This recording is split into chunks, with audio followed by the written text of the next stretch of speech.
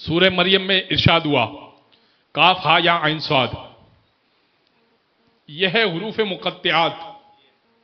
حروف مقطعات کا معنی کسی کو بھی نہیں معلوم ہوتا۔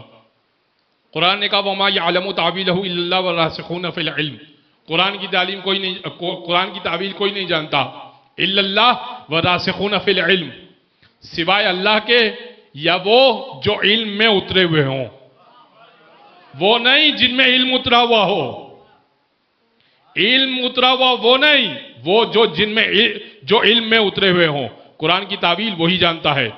تو اب اس کی تعویل تو کسی کو بھی نہیں معلوم۔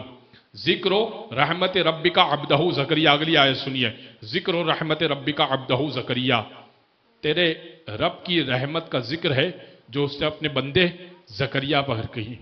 اذ نادى ربہ نداء خفیہ، اذ لفظ اذ کو سمجھیے گا، اذ حبیب اس وقت کو یاد کیجئے، اس وقت کو یاد کیجئے جب زکریہ چپکے چپکے اپنے پروردگار کو پکار رہے تھے۔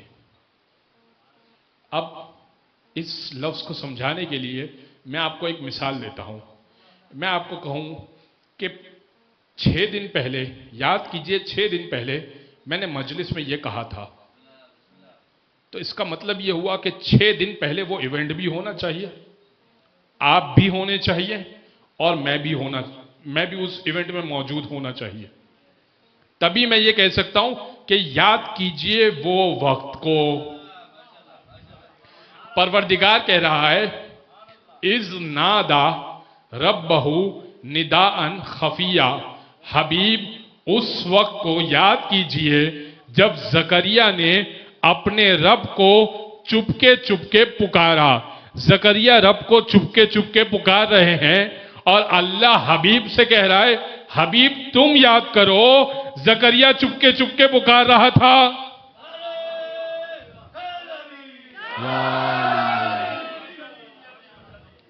تو اس کا مطلب یہ ہوا کہ زکریہ چپکے چپکے پکار رہے تھے اور نور محمد مشاہدہ کر رہا تھا، نور محمد مشاہدہ کر رہا تھا۔ ایک آیت ہو گئی، اور اب آئیے دوسری آیت، اذ قال ربک للملائکۃ انی جاعل فی الارض خلیفہ۔ آیتیں بہت ہیں لیکن میں طول پیش نہیں کرنا چاہتا، آپ کی خدمت میں مطلب آپ تک پہنچ گیا، آپ کی سماعتیں بہت بلند ہے۔